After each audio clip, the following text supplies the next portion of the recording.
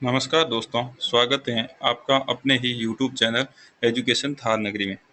आज हम बात करेंगे सेकंड ग्रेड 2026 राजस्थान पॉलिटी के एक टॉपिक के बारे में। उस टॉपिक का नाम है राजस्थान राज्य महिला आयोग। सेकंड ग्रेड का एग्ज़ाम जुलाई 2026 में होगा। इस आयोग से एक क्वेश्चन आएगा, वो क्वेश्चन इस नोट से ही छपेगा। ये नोट्स इस टॉपिक के लिए पर्याप्त हैं। ज़्यादा लंबी चौड़ी बात न करके 15-20 मिनट के अंदर ये टॉपिक कंप्लीट कर दिया जाएगा। चलो शुरू करते हैं आगे टॉपिक के। राजस्थान राज्य महिला आयोग, कितने क्वेश्चन आएंगे? एक क्वेश्चन आएंगे। यह एक गैर संवैधानिक निकाय है। गैर संवैधानिक निकाय है जो कि संवैधानिक निकाय है। यह परामर्शकारी निकाय है। कैसा निकाय है? परामर्शकारी, जो कि जांच कर सकता है लेकिन दंड नहीं दे सकता है। इस आयोग के गठन की बात करें जो कि 15 मई 1999 को हुआ था, जिसका उल्लेख धारा 3 में मिलता है। गठन के बारे में 15 मई 1999। इस आयोग के मुख्यालय की बात करें जो कि जयपुर है। राजस्थान राज्य महिला आयोग विनिमय 2007। विनिमय कब है? 2007, 10 अगस्त 2007 से लागू होने की डेट क्या है? 10 अगस्त 2007। राजस्थान महिला आयोग अधिनियम कब? 1999 की धारा 3 में संरचना का उल्लेख है। धारा 3 में संरचना का उल्लेख है। विनिमय कब है? विनिमय है 2007। विनिमय 2007 है। और अधिनियम कब है? 1999। संरचना जिसका उल्लेख है धारा 3 में, कौन सी? धारा 3 में। एक अध्यक्ष प्लस 3 सदस्य, तीन सदस्य। टोटल कितने हुए? 4। मतलब एक अध्यक्ष प्लस 3 सदस्य। सचिव सहित 4 है। कितने हैं? सचिव सहित 4 है।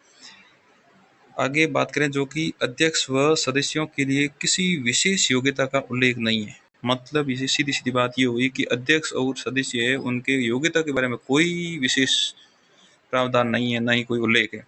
आयोग के सदस्यों में से एक महिला सदस्य एससी या एसटी कैटेगरी की और एक महिला ओबीसी कैटेगरी होना अनिवार्य है। मतलब सीधी सीधी बात यह है कि आयोग के सदस्यों में से ही एक महिला सदस्य एससी या एसटी और एक सदस्य ही ओबीसी की होनी अनिवार्य है। और अध्यक्ष व सदस्यों के लिए न्यूनतम व अधिकतम आयु, न तो आयु के बारे में प्रावधान है, न ही योग्यता के बारे में प्रावधान है। किसी भी प्रकार का संवैधानिक प्रावधान नहीं है।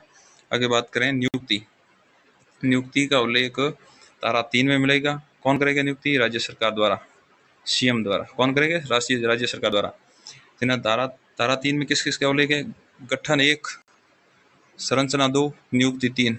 तीनों का उल्लेख धारा 3 के अंदर है। और धारा 4 के अंदर कार्यकाल 1, त्यागपत्र 2, वेतन सेवा शर्तें, तीनों का उल्लेख धारा 4 के अंदर मिलेगा आपको।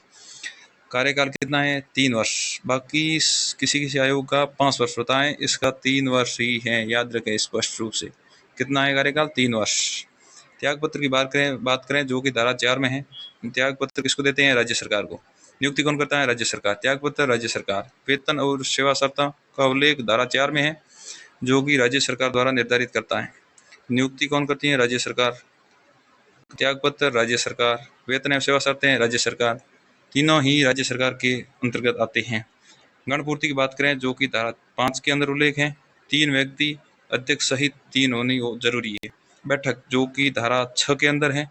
कम से कम 2 माह में एक बार बैठक होना अनिवार्य है। निर्णय बहुमत से किया जाएगा।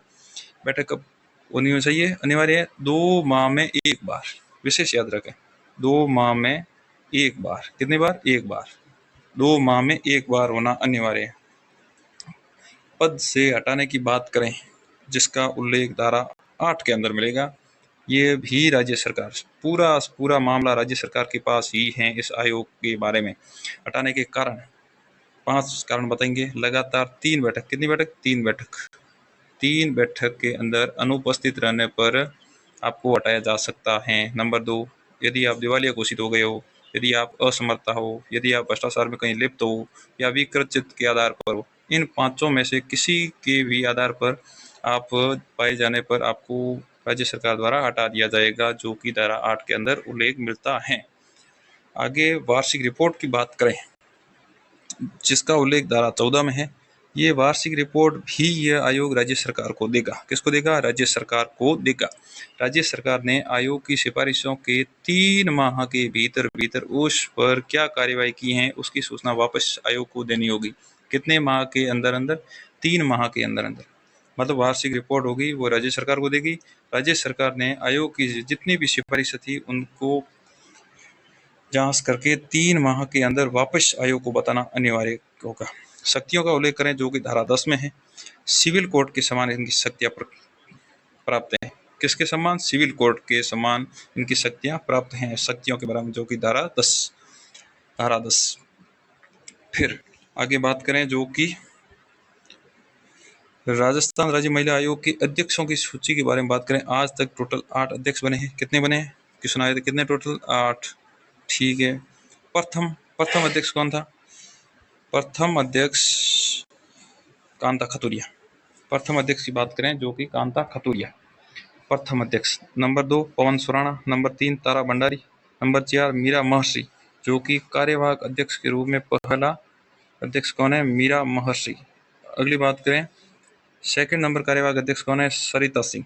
फिर लाड कुमारी जैन, सुमन शर्मा। अभी जो कि हाल 2025 के अंदर बात करें जो कि रेहाना रियाज चिश्ती। अभी लेटेस्ट आपको ये याद रखने हैं। और प्रथम कौन थी? कांता खतुरिया। कार्यवाहक अध्यक्ष कौन है? मीरा महर्षि। और वर्तमान सदस्य की बात करें तीनों सदस्य कौन कौन से? सुमन यादव, अंजना मेघवाल, सुमित्रा जैन। कौन कौन से? वापस याद करो। 3 सदस्य वर्तमान में, सुमन यादव, अंजना मेघवाल, सुमित्रा जैन, तीनों ये, और एक रेहाना रियाज चिश्ती। इनको याद रखना। एक कांता खतुरिया को याद रखना, एक मीरा महर्षि जो कि प्रथम कार्यवाहक अध्यक्ष है। ठीक है। 2 ऐसे सदस्य जैसे कि सुनीता सत्यार्थी और दमयंती बाकोलिया ऐसी सदस्य रही जिन्होंने 2 कार्यकालों के लिए कार्य किए। कितने कार्यकाल के लिए? 2 कार्यकाल के लिए। कौन कौन? सुनीता सत्यार्थी, दमयंती बाकोलिया।